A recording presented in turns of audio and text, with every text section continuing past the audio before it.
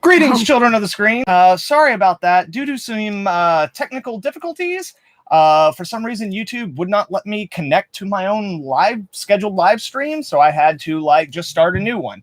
Sorry about that, guys. But here we are, and welcome to the 25th episode of What You Mean You Ain't Seen live Trainspotting 1 and 2. Tonight I'm joined by Free. Logan. So, as you might be able to tell, this is going to be going a little bit differently than it normally goes. We will have no clips or cutaways. It's going to be completely unedited. So we're going to see how that goes. Right on. So if you guys have any questions or anything like that, just let us know in the chat, and we'll try to get to them as we can. So right on, guys. Trainspotting 1 and 2. We're going to go through these movie by movie and then talk about the series as a whole. So, what did you guys think of Trainspotting 1? In general, briefly. Do you want to go first? I mean, it's fucking fun, man. Yeah, surprisingly it's also insightful. I'm not into that stuff, so that part was really interesting. Mm-hmm. But damn, it just kind of makes you feel all kinds of, emotion. Yeah. It really runs the gamut. That's for damn sure. Oh, yeah. That's a really good phrase to use. It's definitely a good peek into that kind of lifestyle. Very much so. It's very accurate. Yeah. The first Trainspotting, while it in a lot of ways it hits more impressionistic spots where it's not a very good literal interpretation of that life, but as someone who lived that life, it is a very good emotionally true interpretation of living that life. Some of that was very Nightmare Story. Like you hear the stories, but you never absolutely. That was pretty. Oof. So before we jump into it proper, just real quick, yes, I will be referring to my notes. Yay, the wonders of the live stream, right? Spoilers. Right? So Trainspotting was originally released in 1996, rated R, coming in at 94 minutes. It's directed by Danny Boyle, based on a book by Irvin Welsh, written by John Hodge, the screenplay that is.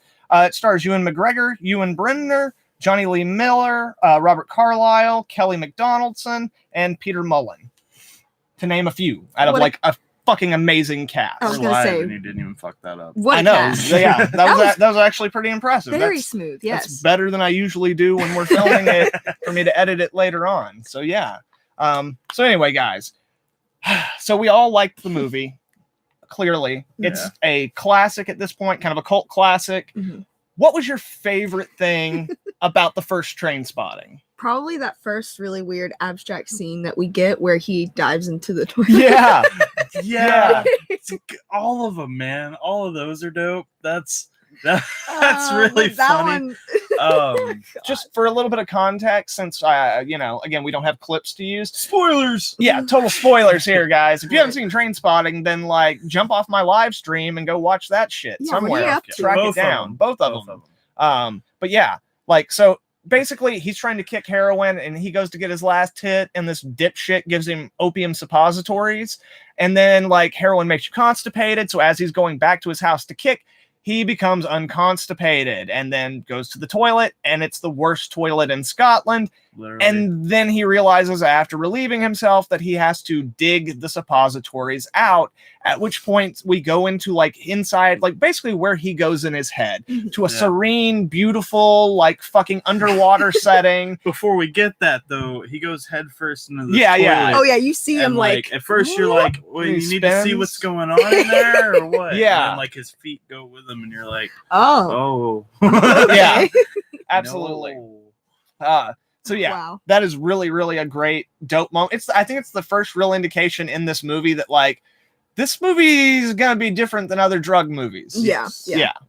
So your favorite thing, sir? I mean, I'm always about Irish accent kind of sounding stuff. Scottish in this case, but yeah, super fun. Mm-hmm. Yeah, and then but really the narration of Renton. Renton in the movie is fucking spot on. It really so is. Good. A lot of that stuff's taken directly from the book. Yeah. And again, the book has many, many characters and many, many voices, but he's the most consistent voice. And even though some of that stuff comes from other characters in the book, they did a great way of putting it all through his perspective for the movie. And a lot of the narration is really fantastic, and it does a great job of both conveying the importance of moments while also offsetting certain moments. So that's really, really solid. As for me, again, like being someone who lived in that life, like kind of my favorite thing is, I kind of already mentioned it, honestly, is how emotionally true it feels. Because most drug movies, when you watch them, no matter, they're either completely glorifying, which is normally like weed movies and stuff like that, right? Yeah. Or they are 100% condemning. And they might show you people having a little bit of fun, like in the movie Blow or something like that. But the darker, like more ominous overtones are always the focus. Whereas this movie really does put you in the position of what it's like to be those people. Where it's like horrible things happen, but the whole fucking world is horrible through their perspective. So like, and the whole speech of like the choose life speech from the beginning really perfectly illustrates like how they view the world and why they would make this choice, because in the position they're in, no matter how wrong they are, it feels like the only valid option to them. Yeah. And they really explore all aspects of that. They do explore kind of the more it's never glamorous in this movie. That's one thing that I definitely applaud them on. Like they convey the idea of the fun and like the good feelings that come from it, but they never actually glamorize it. Like you're always looking at something that's kind of dirty and kind of gross and like, you know, kind of twisted and trashy. And like that is a hard balance to keep. And this movie does it so well. And like all those things working together really give it, like whenever I think back on my days as like, you know, on heroin, this movie looks and sounds and feels the way that my memories do. And that is like fucking hard to do and is a true accomplishment. Which also like goes right into like the acting. Yes. Good God. Oh, wow, Holy shit. Yeah. Like Ewan McGregor in this movie is just fucking phenomenal as Renton. And obviously he carries the movie, but like all the actors are fucking amazing. There's a reason why everyone in this main cast is still working today on like varying levels of really big projects. And also all came back for another one. And like, all came back for another one. Like it was a highlight. It was, and they're all like, I mean, you can just watch it and see like, all of their success like in that. It feels like. And also one of the things that's really important in terms of the acting and the characters and stuff is like, there was a couple of characters in the movie who are not necessarily heroin addicts. Right. And because of that, you actually get to see that the movie, not only while telling the story about heroin use and stuff, is kind of also about, it's almost like a male coming of age story. That idea of like the friends you grew up with, like and go through high school with and stuff, almost no one maintains those friendships.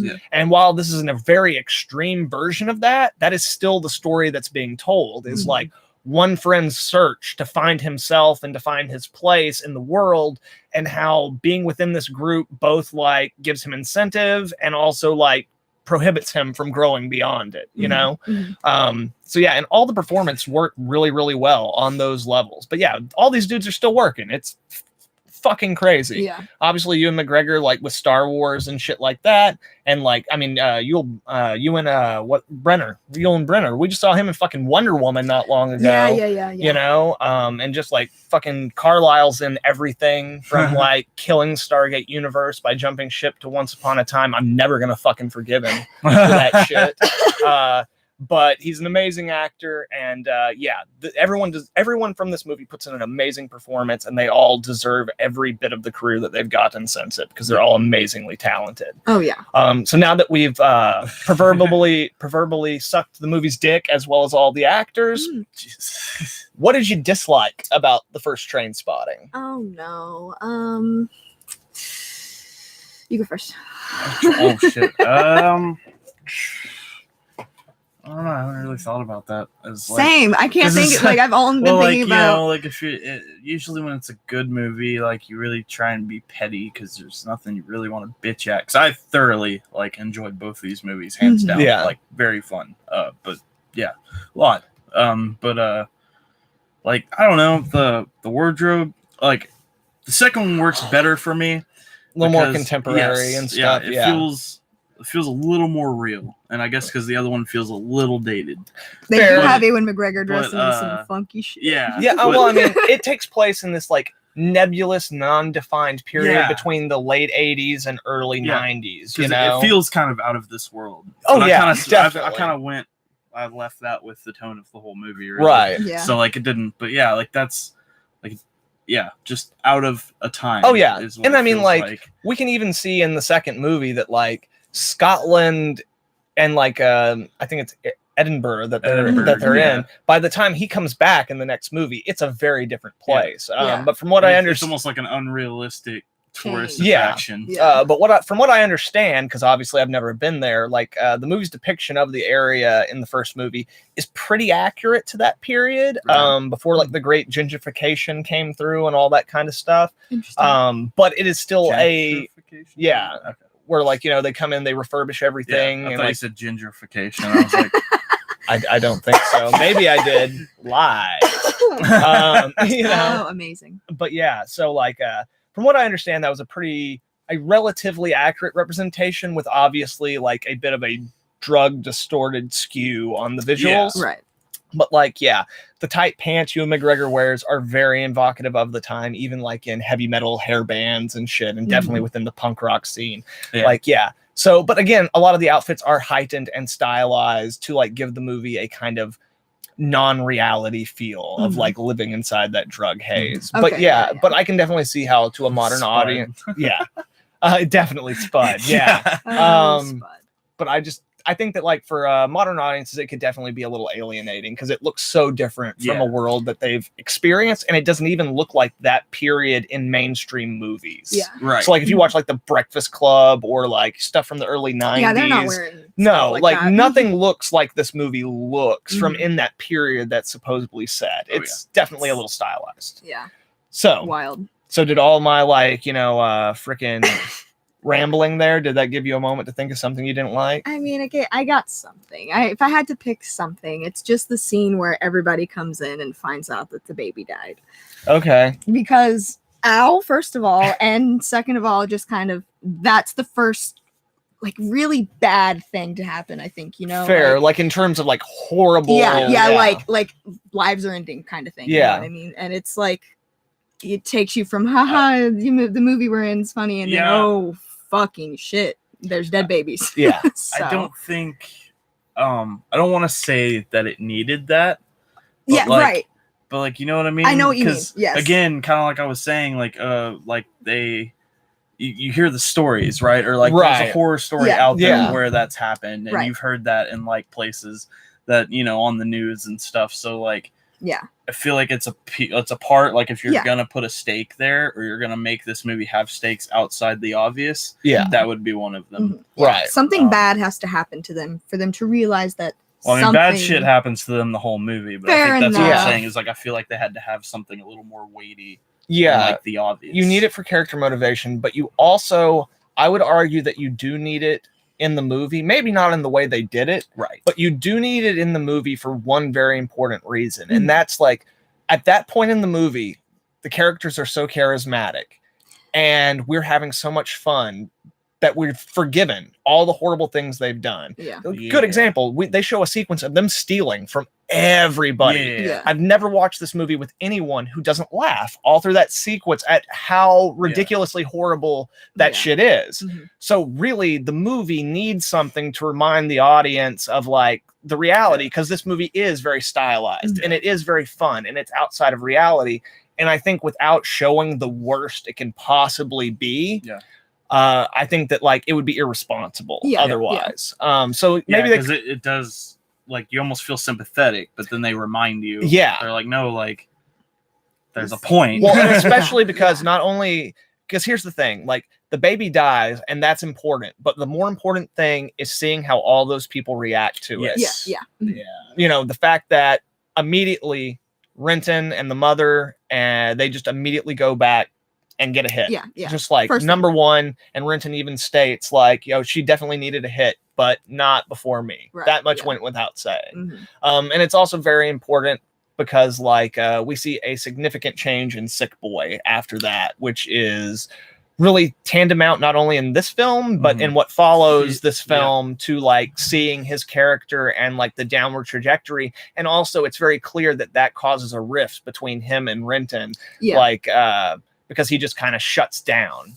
From that point on, we don't see him giving any fanciful speeches about Sean Connery or any of that kind of very fun, flamboyant shit that would have made him like the life of the party previously. You know, from that point on, he's very much business oriented. Simon, if you will. Simon. So anyway, okay, but no, that's fair. Like again, it's like that moment definitely does not work for some people, and it's for a lot of people. That's when the movie definitely gets to be too much, and they say that like it crossed the line, or like bringing the baby back in the withdrawal. The withdrawal. That was rough. But it's just from more of like a creep factor. Oh no, it's super creepy. But again, I feel it's important that you see Renton dealing with his own like hauntings, because like he knows that he has some level of responsibility in that child's death, even if it wasn't his child. And we see him in that scene in that house. He was there. And not only that, like it's from his point of view, and it's something that we don't really see until the next movie when we see their relationship in a slightly different light.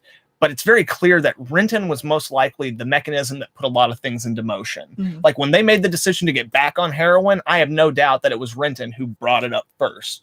You know, all that kind of stuff. I feel that like, so seeing the baby, like you need to see his level of guilt and culpability and all the things that have happened.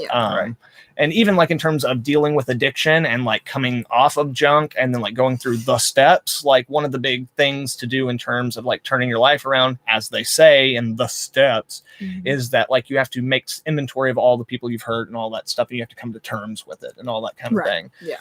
So anyway, like Jesus. So I get why people don't like it and why it bothers people, but I also think that it's important for the movie to function in the way that it does. It is, And I think without it, the movie wouldn't hit as hard as it does and wouldn't have the cathartic resolution that it does.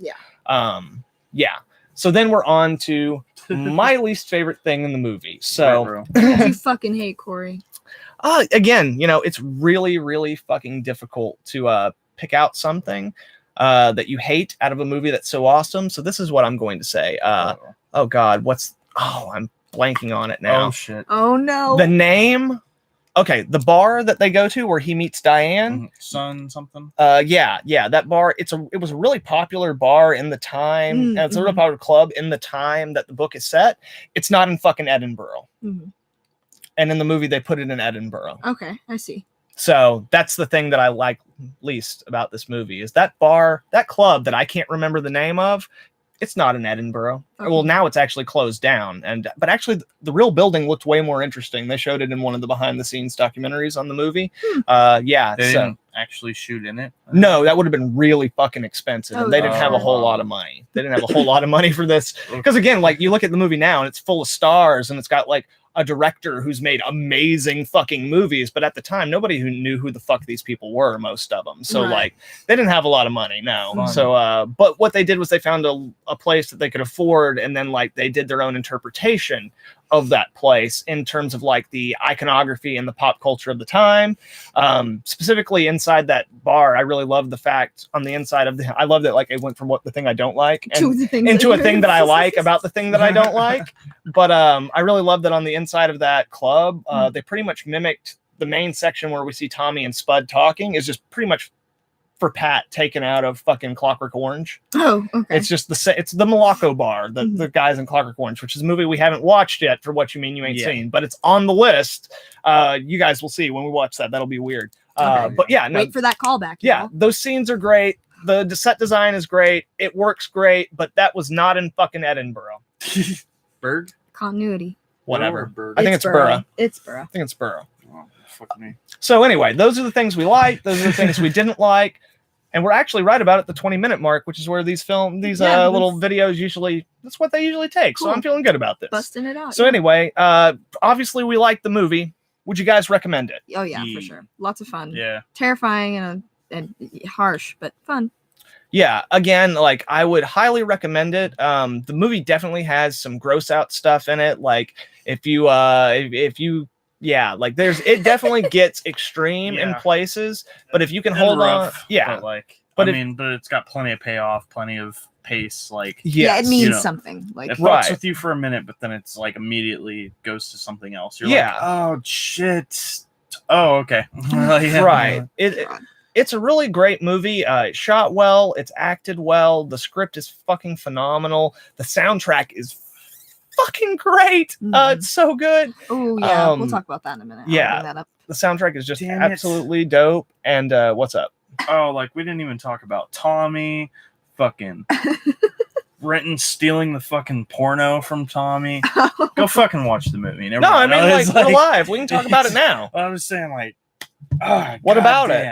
Well, Tommy dies. He's a nice guy. He's like one of the only ones that's like a dude. You know? Yeah, just like a guy. He's like kind of athletic, was probably good in school. Yeah. He's just been their friend since he was a little boy. He's a normal dude. Guys, you know? And then like his girlfriend breaks up with him and he's like, fucking let me try heroin. And Renton at first is like, nah, man. No. Yeah. And I love that moment too, by the way. Like it is a because that's a moment that I've lived again. Like it's rough, but it's so fucking real. Where like someone who's never done shit like that comes to you as someone who they know does that kind of shit. It's just like, dude, like, I know that I've talked shit about it and all that stuff, but like, I want to try it once, you know? Like, I'm my own adult. I can do this. Yeah. And like in your head, you're like, no, dude, no, I'm not going to do that to you. Like, no, like, no, you're better than me. Like, I'm not going to let you be what I am. Right. Like, no, fuck that. And then they flash cash and you're like, shit. I'm pretty low right now. And then that means we can share. Yeah, and that's the other thing. Is like if they got cash, then that means I got cash, and if they got dope, that means I got dope. And you know what? I'll go ahead and do a little bit more of it than they do. That way, I'm taking care of them. That way, they don't get a habit like I do. You know, and like you justify it in those ways, and then before you know it, like some dude who had fucking straight A's and like a life and a future is like, you know, dead. Who can't, literally. Literally, like dudes dead. Who like, because maybe you've been doing it 2 or 3 years and in 6 months, one thing or another happens and this fucker's dead. Yeah. You know, and at the end of the day, that's kind of your fault.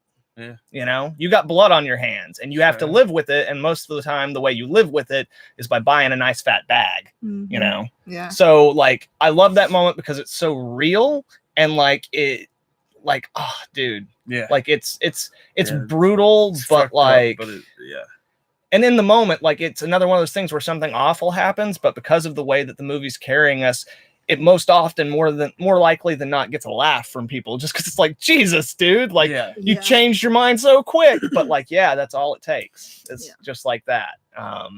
Because like the shit fucks up the way you think. Like, I also like it because it shows us that deep down inside, there is a good person inside of Renton who doesn't want that for his friend. Yeah. But then it also shows the power that the drugs have over him at that point in time. It like completely negates whoever he was originally. Yeah. So that's very fascinating and very interesting to me.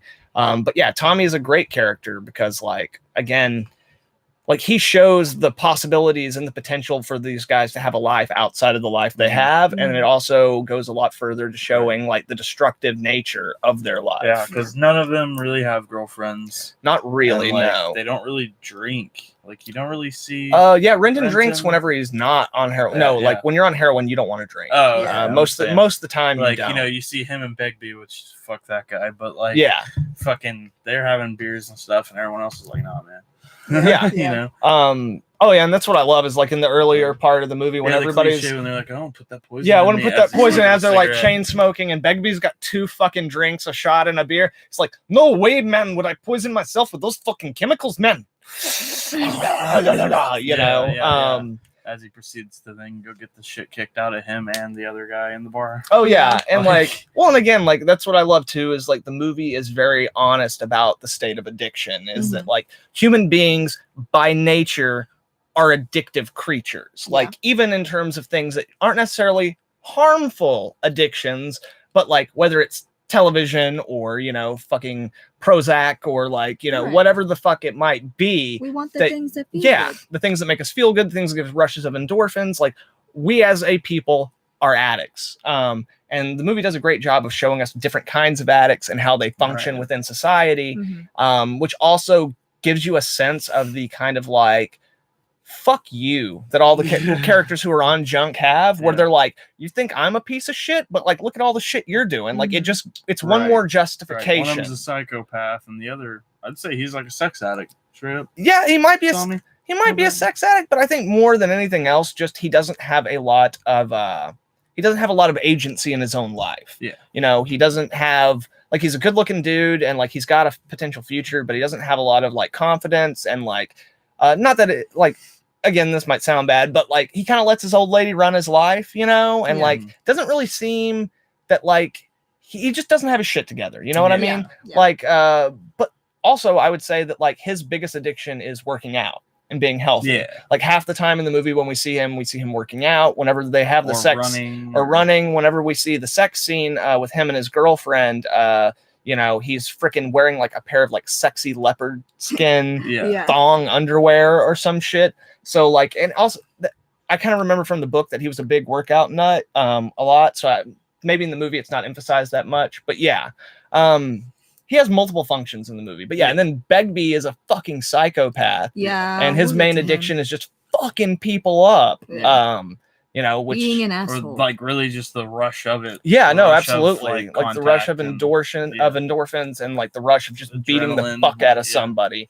Yeah, that's what Begbie gets off on. So yeah, the movie kind of does like this all-encompassing thing of like human nature as it relates to addiction and the different levels of addiction.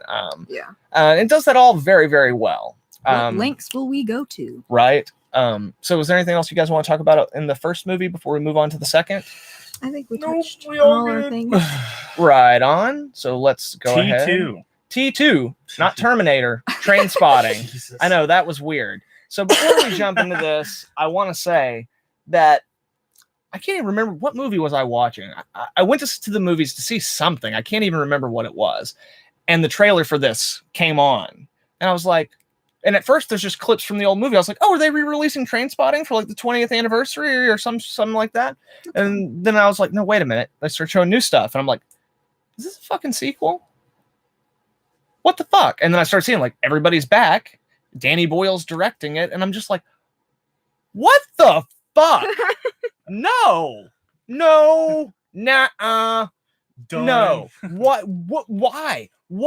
And I was just like, oh my God, all these fucking, if they're doing the same thing everyone else is doing. We're getting a new Terminator, like we're getting a new Rocky, we got a new Rambo, like all these movies that have been gone, like the last entry was 20, 30 years ago. They're getting sequels now because Hollywood just doesn't trust any new idea or any untested property. So they're just recycling shit. And I was just like, oh my God, like why would you ever do this?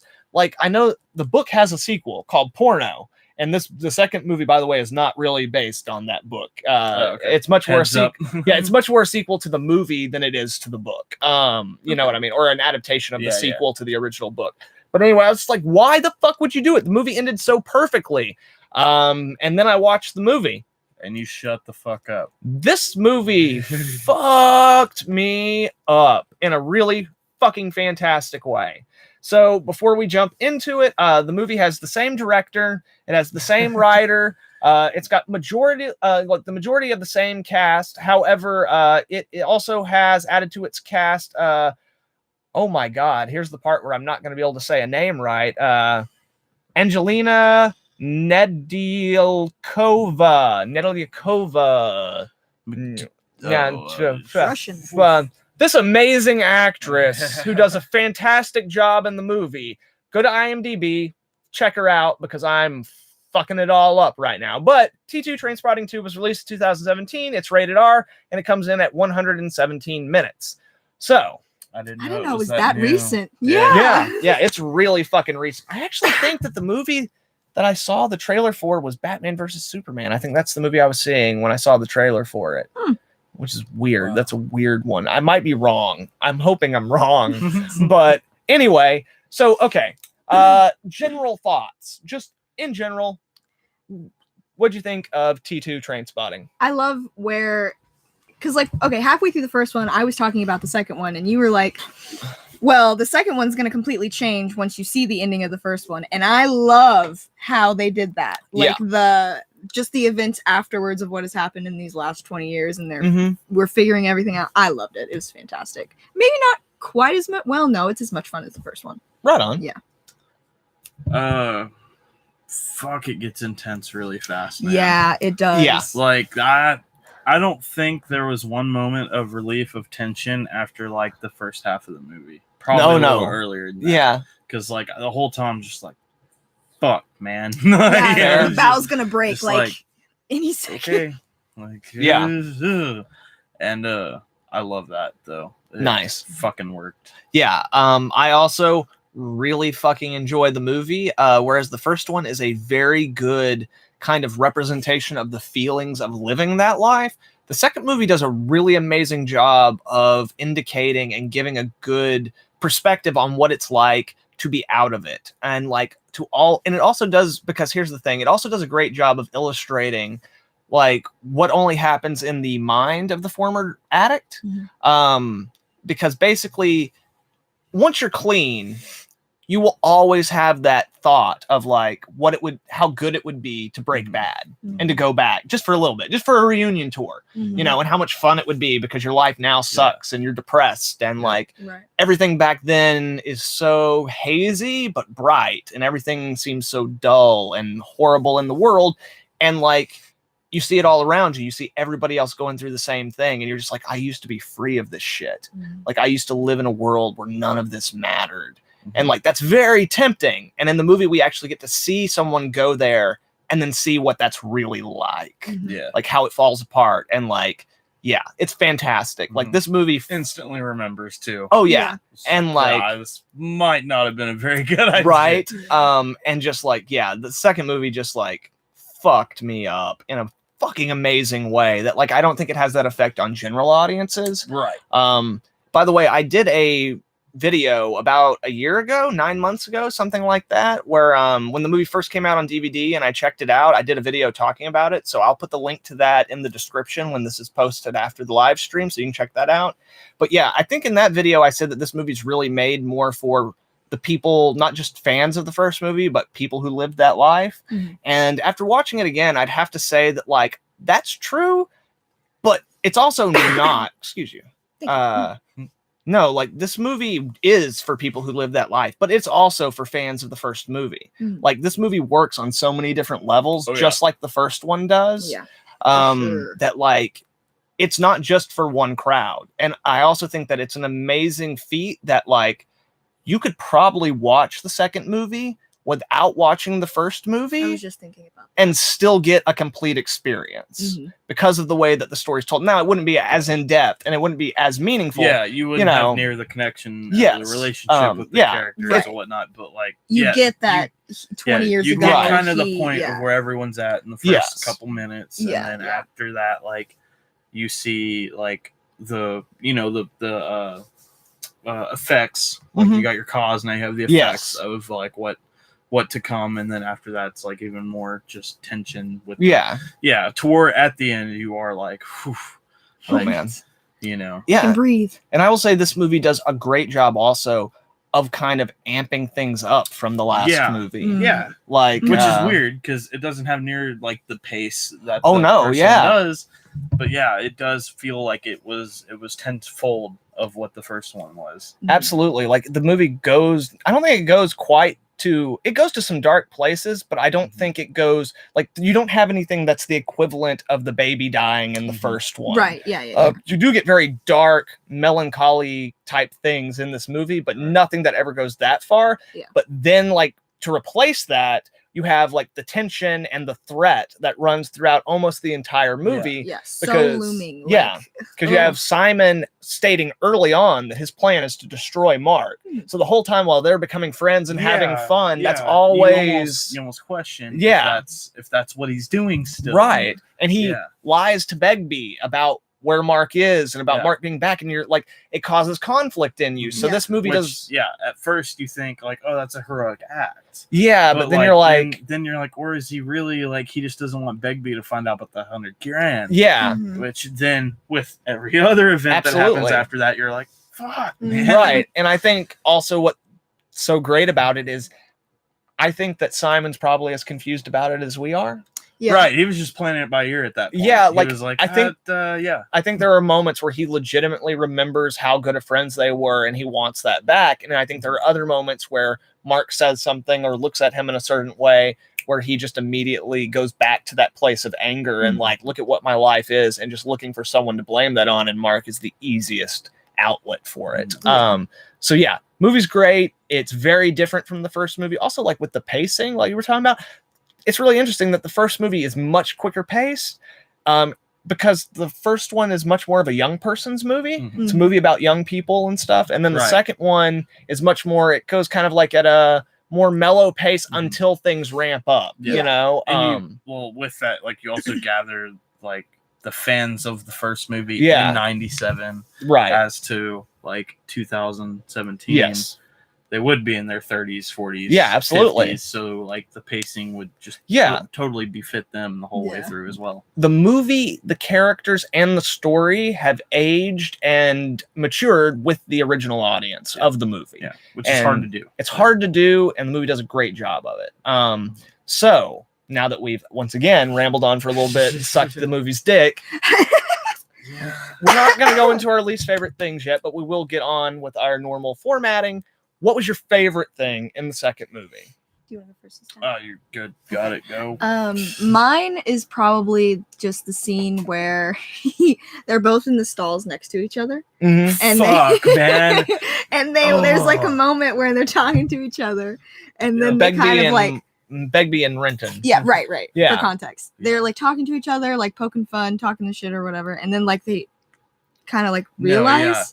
Well, Begbie drops his Viagra. Yeah. And Renton gives him shit about it. Because to add right with the tension, like, you know he's going in there. Yeah. And then he goes in there, and you're like, shit. This is like, I was thinking he's going to kick the stall door in of Renton, and it was game over. Right. But no. Like, they get right next to each other, and he drops the, like, just to ease the tension, just enough, like, drops the Viagra on the ground, and Renton's like, hey, having a good time there. Like, just like, God. almost like understanding. He's like, because like I'm an old guy too, and he's like, oh, hey, so glad I'm not the only one, kind of thing. And then just kind of like being shit about it. Yeah, and I do fucking love like the shot as they pull out, and you see both their faces, and like slowly it dawns on both of them. That whole thing too, where they like get up. It's probably my favorite scene in the whole. Begbie's was solid, but Jesus Christ, like fucking Renton going. Oh yeah. Because it's such a believable reaction. Yeah. Like if I was hiding from someone and I knew they were trying to kill me. Oh yeah. And then I just realized who was on it. You bet your ass that would be my reaction of just. Fuck yeah. It is like perfectly I would played have out. beated it out that fucking door way faster than he did. Oh though. Jesus, like, props man! to him. Yeah, that was holy a beautiful shit. scene. It's fucking fantastic. So so yeah, it's fucking great. Jesus. Your favorite thing? You know, in the first one, he didn't really wasn't anything for me other than his wardrobe, Spud. Like just super goofy, but goddamn, in this one is he funny? And I don't know if it's just like because the older, and I feel like I've seen him multiple times since. But like, yeah, he just Jesus. Freaking fantastic. Either that or when Renton goes to see Simon. For the first time when he comes back after 20 years, because that scene's fucking funny. Like just because it goes so over the top, but like you almost understand, like because at first like he broke the cue ball, and I was like, or the pole stick, the cue. Yeah, and he was like I was like, okay, it's done. No, it just keeps going. Man, like, no, smashes his head. This is 10 years or 20 years coming. No, fuck that. Breaks the chair over him, like fucking wrestling. Like, it's just like crazy. And he wakes up and he's like, fuck's sake. And then gives him the money. Yeah. Oh, and I'm just like, oh my god, both those scenes so funny.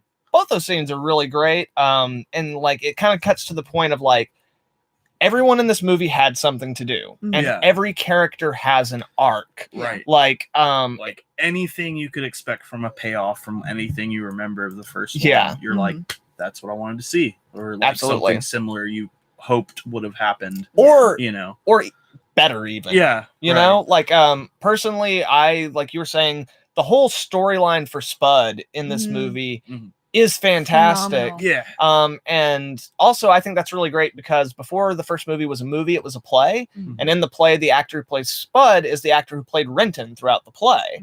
And he had a big, like, very gracious of him to not play the role he had been playing for several years and take a smaller role. So in this movie, like, they really gave him stuff to do and they really utilized that character. He's probably the most sympathetic character in the movie and the character who you probably like relate to the most in some ways. Because like, as much as he's a fuck up, he really does just want the best for everyone. Yeah, he's trying, man. He's doing his best, but he's fucked. I don't think Spud was ever that bright a guy to begin with. Yeah. And being on Smack for as long as he did really did a number on him and fucked him up. So yeah, that stuff is great. So yeah. And then moving along into my favorite thing about the movie, which is kind of like, there's so many amazing things in this movie. Like, it is so good that like it's hard, but as we were watching it this last time, one specific thing really stood out to me. And that is like, because it goes from the beginning to the end of the movie. And that is the metaphor for Renton as a runner. Yeah. Like, we were talking about this. Okay. Yeah. Like, the movie opens with him, like, it starts off on his feet running and it kind of like moves around this gym where all these people are on treadmills, and in between it keeps showing us flashes of, first it shows us a flash of the scene where he's like running in the opening of the first movie, and then starts showing us the flashes of the end where he's running away from his friends, not running physically, but metaphorically, you know, he's fleeing the scene of the crime to never be seen again by his best friends and all that kind of shit. And constantly throughout the movie, running is a motif with this character.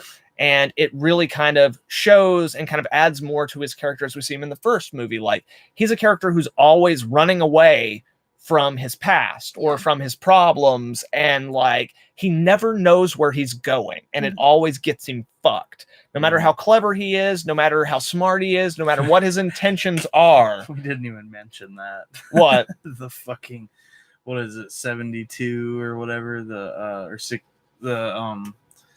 Scottish versus the England. Oh no, yeah, like I mean, we can get to that in a second, but like but no, yeah, the idea that like even in the movie, every time he gets in trouble, like he physically runs away. And like, first time like he's running from Begbie after that thing in that, like, we see him get cornered in a parking garage because he didn't know where he was going, so he just went into a fucking parking garage. And then again, in the climax of the movie, he literally puts himself in a place that he cannot escape instead of just like fighting Begbie in a situation where honestly, Renton probably could have got the upper hand on the guy. Like, he's definitely in better shape than Begbie, and Begbie gave him a fucking weapon, you know, but he runs away. And I just think that that's like a beautifully illustrated metaphor and motif that continually reminds us throughout the movie of who Mark's character is, so that like when we do get to the end of the movie and we find that like Mark doesn't have a plan, but he stopped running, that like that is a fulfilling and satisfying end. He's learned how to be still and to just live, as opposed to expecting and wanting and always like running away from the negative and always like trying to find something else. Like he's just expecting to have to run away from something. So I feel that like, even if it doesn't work on a conscious level for people, it beautifully like just surmises his character in great ways and leads to amazingly tense and awesome character driven scenes in the movie. So that's my favorite thing about it. So yeah, before we move on to the things we didn't like, let's just talk about, since we're live and we have no time limit, let's talk about a couple of the other things in the movie that we really, really enjoyed. You wanted to mention the 1603ers. 1603ers. I think that's what it is. Which I don't know. I thought it was 1906. No, it was 1609 is what it was. It's 1609. I don't know British European history maybe as well, Scottish history as well as I should, but basically the idea is like it was a war between like Catholics and I think Protestants. And like this group of people do not like that the Catholics won or like something to that effect. I don't know the whole backstory. Renton gives it in the movie. If this was a normal What You Mean You Ain't Seen, this is where I would throw in the clip of Renton giving the speech. But I don't have it. Anyway, like they need money. And again, Renton's idea, because Renton's the guy who puts things into motion. He's the guy with the good ideas. Or seemingly good ideas. Yeah, right. And also, like, Renton knows people. Like, we see that repeatedly throughout this movie. He doesn't know himself, but he knows other people. He knows how to read them, and he knows how to manipulate them. And he can read a situation. Even, like, when he goes to meet Simon, and Simon's got his girlfriend there, the actress whose name I can't remember at the moment, like, or I couldn't pronounce earlier. Like, he knows what situation he's in from the moment he sits down. And as soon as Simon goes to the bathroom, he just like is on Front Street with her. Like, this is what's up. She's like, yeah, that's what's up. Yeah. And like, he gets people. So like they go to this group of people who are like all about this whole thing and basically go through the coat room and steal all their credit cards and like steal all their cash and all this stuff.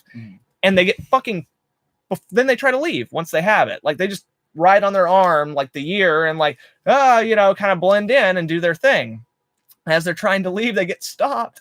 And the guy's like, come on now, boys. Aren't you going to do us a song? Yeah. And so... Because like the whole time they're playing like their versions of like some psalms. Yeah, that kind of stuff. Yeah. And so they get dragged up on stage. And Mark from the very beginning is just like, just that thing that on the piano. You can play piano. He's like, I don't play piano. He's like, two chords. Play those two chords. Yeah. The two chords. Just repeat them. The F and G from 14 years ago. You got this. Yeah. And then fucking Mark just wings it and like wins over this whole crowd. And then they just fucking bolt. And then they go to the ATMs and start trying out the ATM cards because he just guesses that most of these people will have 1904 as their PIN number. 1609. Or 1609, yeah. 1609 as their PIN number. Yeah. And he's fucking right. And most of them do. And the ones that don't, they just throw them over their shoulder. Ridiculous. Yeah. And again, it's like throughout the entirety of the thing, you have Simon or Sick Boy continuously looking at Mark like, what? How is this? Yeah. And why didn't I think of that? Well, you also have him remembering, like looking at Mark and being like, that's why this shit always worked. Yeah. Is because he was there. Like he pulled this shit together. Right. Yeah. Like, right. No wonder I'm in a shit show because when he left. Yeah, exactly. And it just not as smart as I see. Right. And it both like endears him to Mark more and also fuels his anger and his want for revenge against Mark. So it's again like the whole movie. There are so many fucking things happening in any given scene. Is there anything else y'all would like to talk about before we move into potential negatives? I'll just hand it to both of the movies. The soundtracks were incredible. Oh God, yeah. The soundtrack to the second movie is did so well. I love the first movie soundtrack. I probably like the second one a little bit more. Like it's just wackier and like weirder and more beautiful and stuff. Like I don't know, it makes it feel more I don't know what the it's very quirky. Yeah, okay. It's very quirky. Yeah. Like you have another rendition of Iggy Pop's Lust for Life, but I think it's like Prodigy maybe who like does the remix, so it's got like a club feel to it, and that's really dope. Which also is like a callback to like how like they were saying like girls are different or times are changing. Oh God, yeah. To the last one, and you're like, wow, like she wasn't wrong. No, yeah. Actually, yeah, and I love the line in the first movie of Ewan McGregor's where he's just like, we didn't even get it. Yeah, like he's in the club and he's just like, in the future there'll be no guys or girls, just wankers, and I think that's great, and it's just like, wow, this movie's kind of prophetic in a lot of ways. Like it saw that coming. Yeah. That's kind of awesome. But anyway, back to the movie we're actually talking about right now. Yeah, right. But yeah, the soundtracks are fucking great. This movie introduced me to the Rubber Bandits. Shout out. Which again is so fantastic because when you watch the movie and you see Simon watching the Rubber Bandits video, and then Mark asks him, "What the fuck is this? What are you watching?" And then Simon looks at it like, I have no fucking idea, which is exactly the feeling you have when you watch that video for the first time. Yeah. The Rubber Bandits, Your Dad's Best Friend. Go check it out. It's fucking dope. So yeah, the soundtrack's fucking amazing. Anything else you'd like to add about this one and the positive? I mean, we can always come back if we need to, but it's a lot. Yeah, I'm comfortable with that. I mean, I don't know. I liked it a lot, man. Yeah. Of course, the speech. Choose. Just the whole the inversion of the choose life, where like they bring it back. Yeah, and like he almost at first he's like joking. And and then like he goes like, because you start remembering the first one. Oh yeah, and like his mindset change like completely. But at the same time, there's still the undertone of like, yeah, right, like choose life. Mm-hmm. Oh no, yeah, like and very underhanded and it fucking. Wow. No, it's fucking beautiful, and it almost brings me to tears every fucking time I watch it. Because again, for like someone who's lived that life and then has like come out of it and tried to integrate into the world that is always changing so fast these days. Like, it is a perfect summation of that. And you also see in it, like, the transition from who he used to be to who he is now. But you see that really all the underlying symptoms of his addiction in the first movie, they're still there. Yeah. Like, all the things that he was disgusted by in the world and all the things that he couldn't connect with and all the shit, it's all still there. It never went away, no matter how copes with it. Yeah, no matter how far he runs, no matter what he does to try to deal with it, it's always still there underneath the surface. And then, like, as he goes to like the deepest, darkest spot, we then see him reel himself back. So we actually get to see how much he has grown as a character. Yeah. But what is interesting about that is that's also about 10 minutes in the movie before he actually completely breaks bad again. You know? Yeah. Like, before, like, he does heroin again and all that kind of stuff. So yeah, almost like it was the reminder of him. It was like, fuck it. Exactly. Yeah. So we see a change in Mark in that moment where it's like him. They do a good job in the first movie of, like, most of the time when you relapse or like when you go back into that life, it's not like, oh, I'm so in pain, I can't take it anymore. Like, most of the time it's when you've cleared the physical hurdle and like you can't get over the mental shit and you make a decision. You make a choice, like a very clear-minded choice that like, fuck this and all the baggage of this world. I'm going back to where I'm safe. I'm going back. Life is much easier when you're living out of a spoon. You know what I'm saying? Like, and like, this is that moment where like in that scene, you can see like all the things Mark has been through coming together into that decision. And that's fantastic. It's a beautifully written speech. The visuals for it are fucking amazing, especially like when he gets to the part where he's like, and you begin to realize that as the people you love fade away, one day they'll all be gone and there'll be nothing left of you to call alive. And you see like, the still alive there, and then like the shadow. Yeah, and then the shadow on the wall. God, and it's like, God damn, dude. Like, and again, like, not only as like a former junkie, but like as someone who's lost both his parents, it's just like that, just that thought, even though it may not be real in the real world, like that is emotionally so fucking true, you know, because like once your folks die, like there is parts of you that you never really think about anymore because you're like not interacting with them. You're not interacting with stimuli that causes you to go back to that. And your like childhood. You're, like and eventually with them.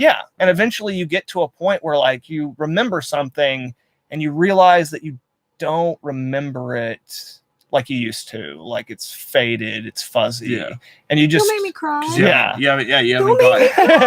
haven't pulled back to it in a while. So like anyway, that speech is so fucking real. Sorry. No, it's okay. I'm sorry. My bad, guys. Shit got real for a second. Sorry, I'm really sorry.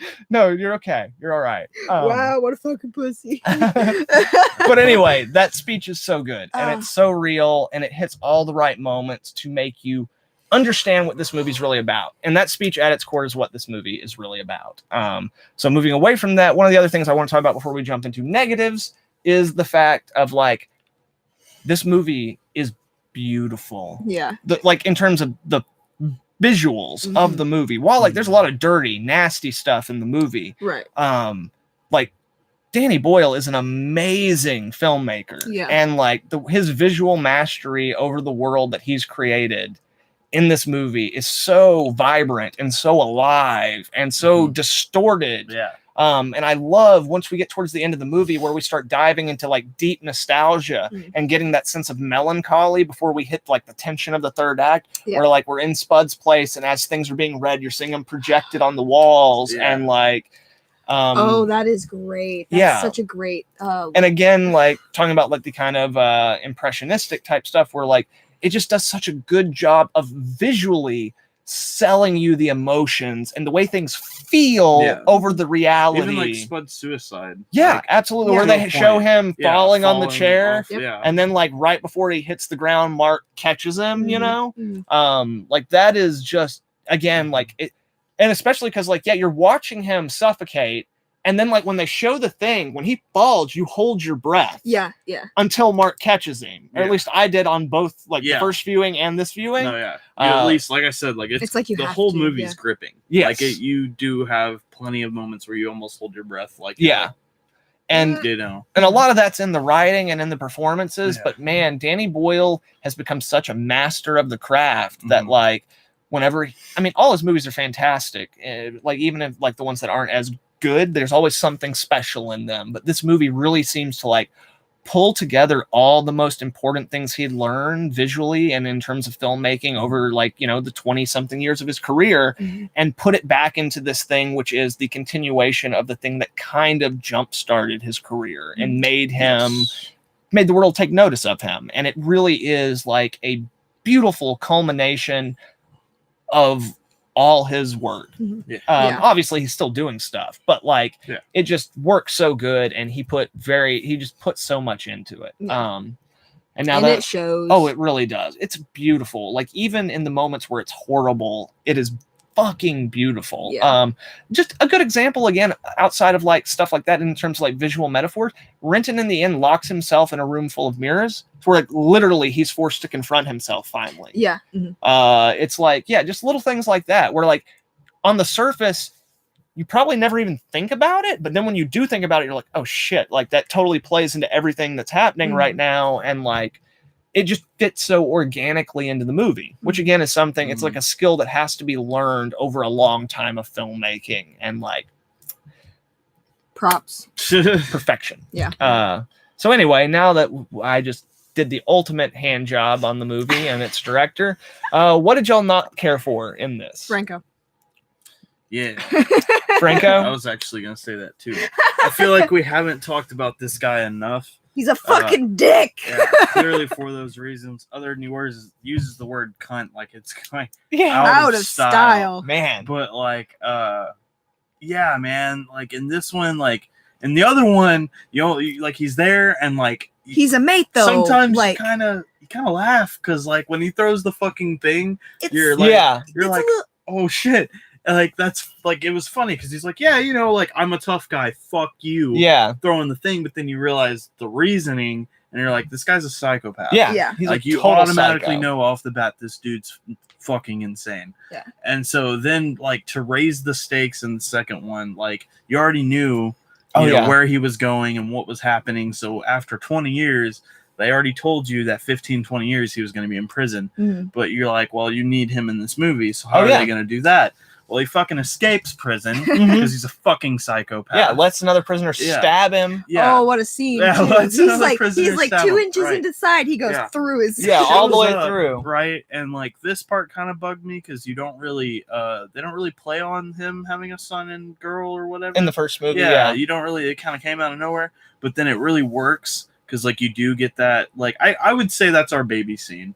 Honestly, is like the scenes where it's him, the mom and him, and the son. Maybe it's because, like, that's a very real thing, child abuse slash, you know, civil abuse in households with, like, during that, especially when, like, the father's a scumbag drunk, and the kid's trying to be a college, like, success, and like, that to me, that's really fucking you know, which I didn't even really experience a lot of that.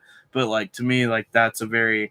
But then to come back with, like, his redemption, right? Where he's, like, happy his son's going off and stuff. But leaves with the intention still to kill Ren.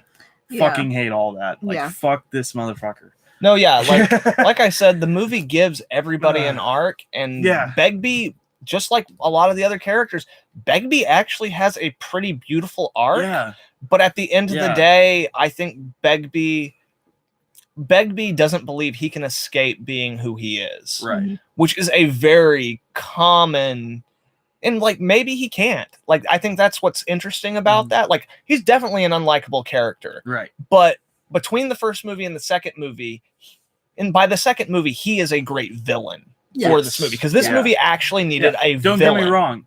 Like, fucking fantastic. I love this movie. But, like, if I had to pick something that's, like, he irritated me, you know, and like the whole time, just like, God, this fucking. Oh no, yeah. Every scene, I'm like, this fucking like, guy. That would be it. Like, right. That was the only part. But I would, however, bring up a couple of things that in his defense. No, not in his not in his defense, but in terms of just like a couple of things that like those scenes are so tense. Yes. That one of the things I think gets lost because I've heard a lot about those scenes. He never actually hits his wife or child. Right. Yeah, he kind of like I think he like kind of pushes him or shoves him. No, yeah, he does push his wife a little bit. Although when he dares homeboy to hit he him. does dare him. But here's the thing: contact. I've watched the movie a couple of times now. When Begbie pushes his wife, there's a split second where Begbie's expression changes, where you see a look of recognition that he just did something wrong, and then it immediately goes away and he gets angrier. Yeah. And then in this movie they also highlight the wino who was Begbie's father. Yeah. In the first book, it's highly indicated that Begbie's father was very abusive. They indicate, and they also I guess kind of like that's like kind of plays into it. Like you do have the father, that's shitty because of his father, and then takes it out, right. And I think what works about Begbie in this movie is he comes to a place where, whether right or wrong about himself, he realizes that it's too late for him, but that he's not gonna bring the rest. But his son has a future, and his wife, she could have a future too, but not if he's in it. Yeah. And that is why he makes the choice to carry out his original plan. Like, as long as he's around, he will fuck things up for them. Yeah, I recognize that. So, like, again, like, he's not a likable character, and if you have to pick something you don't like, sure, Begbie totally fucking works. Totally. Totally fucking works, yeah. Because, like, for me, in terms of, like, what I don't like about the movie, again, like, it's so fucking hard because so much about the movie is fucking just absolutely fucking amazing. But like, what was it? I had something. I promise. I had something that bothered me about the movie. Right. We'll take this moment to interlude. No, yeah. Okay, so yeah, I did have something. The Scott Pilgrim shot at the final shot of the movie. Where it turns into the trains? Yeah. Like, cool. Yeah. Very cool. The CGI could have been a little better. Oh. Not crazy. It's a great idea, and it works for about the first half of the shot. And then once you get beyond that, when you stop using the practical mechanics that they had on set to use it, and you go into the CGI, it doesn't look as great, but it still sells the point. So, like, it's the end of the movie. Right. Like, it's, that shot's not necessary. That's just a cool shot to take you out on. Yeah. It's not necessary for the movie. He's gonna be like, hey, that end credit scene. Yeah. I want a re-edit. Yeah. And the only other thing that I would say, just like slightly, is that I kind of wish, I wish I could remember the character's name. The young lady whose name I couldn't pronounce. Veronica. Yeah, Veronica. Yes, Veronica. Yeah. I kind of wish. Yeah, she's fantastic in the fucking movie. And her character's really a great character, but I do kind of wish she was given a slight bit more development outside of her relationship to the men in the movie. But I get why it does that. Yeah, it did work. Yeah, especially when you get towards the twist, which again, spoiler, she's playing both of them. Oh yeah, like all three of them. Yeah. Well, I mean, like Spud. She tells Spud right, exactly what she's doing. Yeah. I just meant like you see like she hears the sides and then like she just says fuck both of them. Absolutely. And goes with the actual rational one. Yeah, and like the person who like she thinks is worth saving. Yeah. Like I don't just like the first one. Yeah, like I don't think Renton necessarily I don't think she thinks Renton's necessarily a bad person, but like but she definitely sees that no. He needs some work. She's not into she's not really into that. She likes him, but like also you find out she has a son at home waiting for her. So as much as I've watched the movie, like with so many other characters, there are great foreshadowing moments, and we see a lot of her like just thinking about things, but I wish there had been a few more like foreshadowing moments that would have helped round out her character a little bit more. Yeah. So yeah, those two things are really my only real complaints about the movie. And even those, they don't necessarily hurt the movie because like with the stuff with Veronica, the movie does what it does very deliberately. It's to make you think one thing and then so that you can learn something else through the series of events. So it's not really a problem. It's just like, you know, in a movie with so many dudes and not so many female characters, it could have been slightly more developed. Yeah. You know? Speaking of female characters, I was about to say, another one thing I don't like, I'm sure you're about to say the same thing. We needed more Diane. That would have been fantastic. Although you get like what you would expect or what you hoped. Yeah. Like I said, you got to see everything you wanted from most of the characters. You see that she's successful, and then you do get like a little callback to like she's too young for you. Yeah, because you know they banged in the first one, and she was underage. Yeah, but which is fantastic. But yeah, like she became a lawyer, which is like cool. Yeah, totally became a lawyer, and like she's doing good for herself. And I think the only reason there's not more of her in the movie is number one, because at the time she was a major player on Boardwalk Empire, and I think that probably the filming of that probably interfered with her taking a bigger role in the movie. And number two, her not being in the movie more does actually add to the themes and tone of the movie, because you get the moment in the fucking Renton speech that we talked about, the like choose life speech, where he gets to the moment where he's like, where you you learn to accept the things you can get instead of what you've always wanted. And they show the image of him looking at her through the window, and he's like, keep a brave face and keep moving forward or something like that, you know? So I think that like that aspect of her not being in the movie as much definitely helps tie into the themes and the idea that like a lot of us would have liked to see them get back together in this movie. But like that was the reality of it. Yeah, that's the reality. If they would have stayed together in the first one, like where the fuck would she have been? Oh yeah, and as much as Renton talks about that's what he wanted, when he ran, like he fucking ran. Like I don't think he kept riding her or anything like that. Like we're not told. But I don't think they kept in touch. You know, kind of because like when they first see again, or like one of her first questions is a question he asked her after not seeing him in a few months or whatever. It's like, you clean? And like all these like 20 years, you know, or whatever. Exactly. Like, so that gives you the indication they haven't been in touch in a very long time. So like, also, like whether it obviously cared. It's like, glad to see you. Exactly. And again, so like that's really cool. Like we see that like she's a good person and she's doing good for herself, and like she doesn't hold animosity towards Renton. Necessarily. I was satisfied with the way they did her. It would have been kind of like it would be nice to see more of her, but the way that they handled it made it work really, really, really well. And it didn't feel forced or anything like that. Like, oh, they're just giving like the kind of movie I thought it was gonna be. That's what they would have done in that movie, like where it's just a cheap cash-in movie. Like, oh yeah, by the end of it they'll get married or something like that. So no, none of that. But yeah, so yeah. Anything else that we can think of that didn't quite work for us? No, I didn't think so. As you can tell, guys, we really liked both these movies. They're pretty solid movies. They really are. And we're originally going to talk more about like how the two movies work together, but we kind of already did that throughout the course of this thing has been.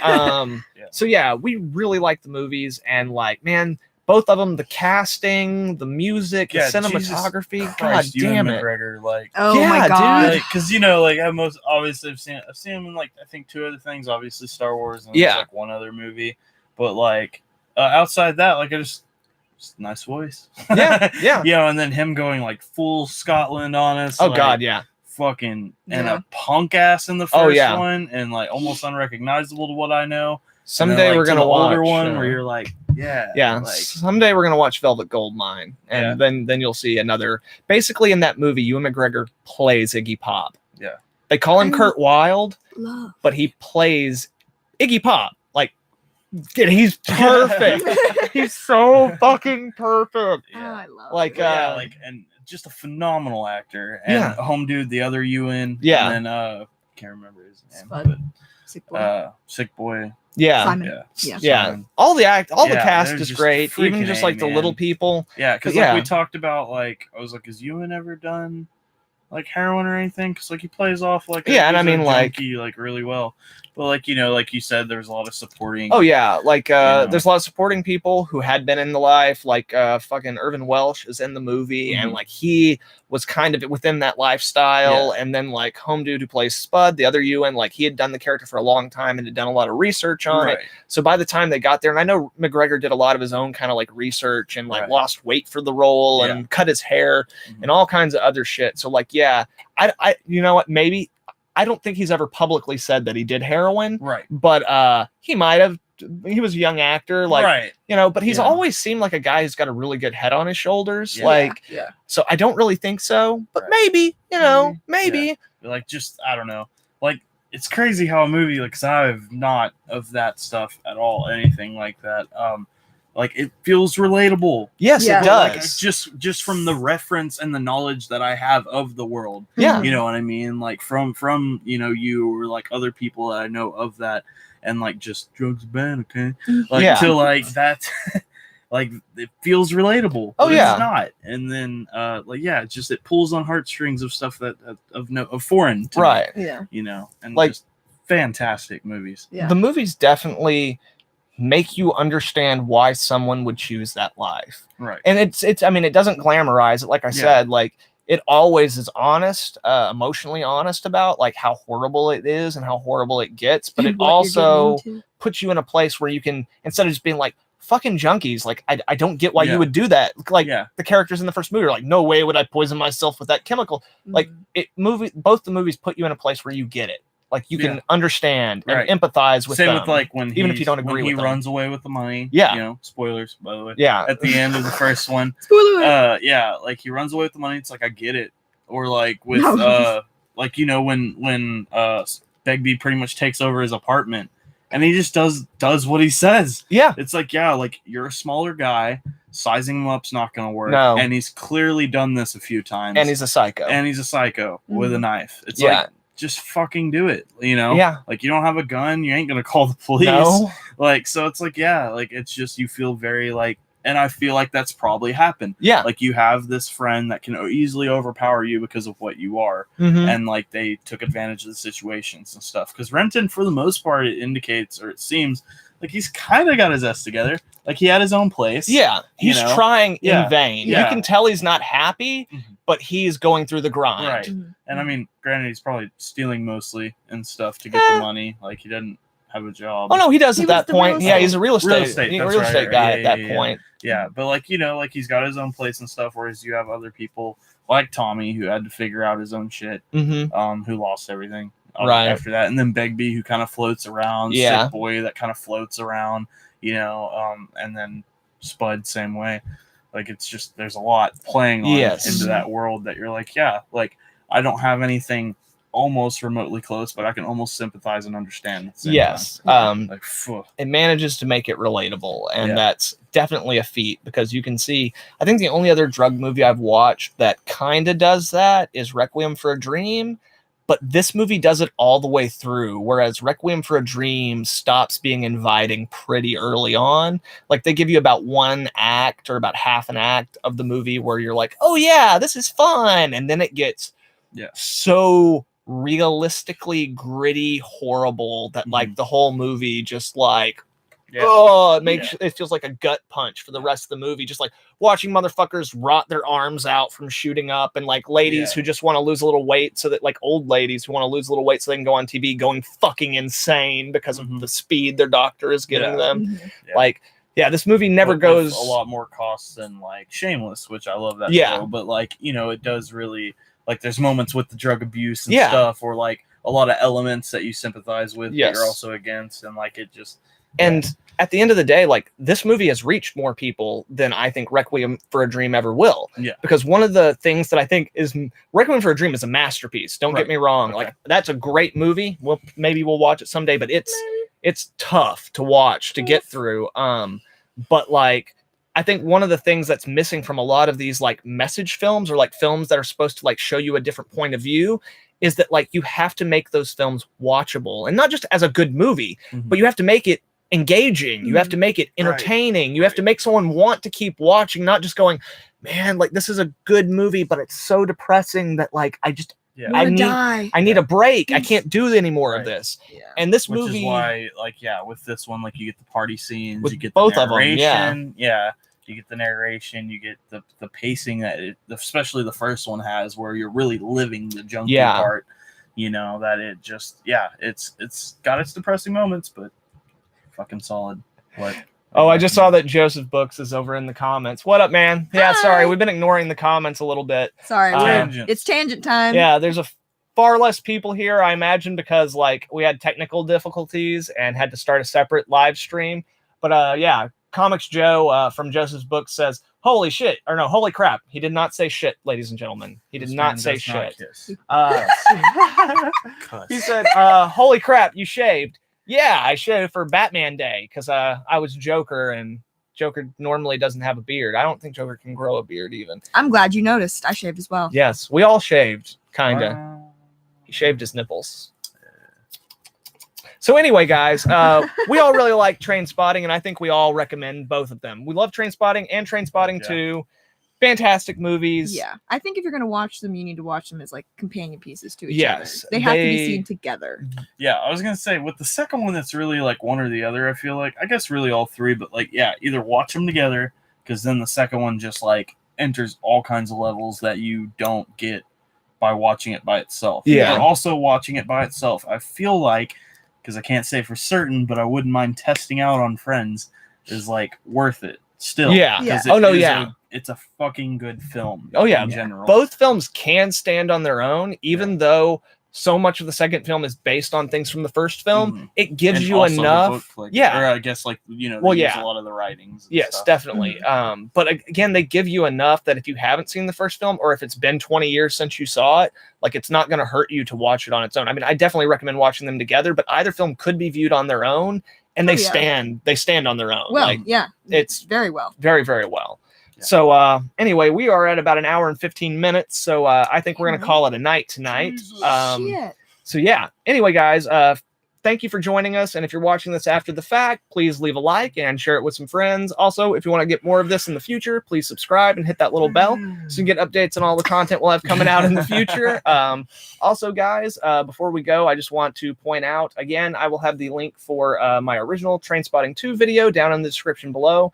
And if you guys have not checked it out, over the last week, we've been having these new little fun Q&As coming out with each of the Nerd Scum crew, including our new three newest members. And also, yesterday, we had dropped the first ever in-house produced short film called Art Film, which is now available on the YouTube channel. So make sure and check that out. So you guys have anything else you want to add before we sign off tonight? Thanks for hanging out with us. And you, sir? Bye. All right, guys. Thank you all very much, children of the screen. Hope y'all all have a good one. Nerd Scum, out. Night turkeys. And that was like the awkward part where I go to end. Oh yeah, we can't do funny things. We're not live. Are we live? Oh no, well, yeah. This is the awkward part where I go to hit end stream, but my computer doesn't always end the stream when I say end stream. Oh, okay. So I never know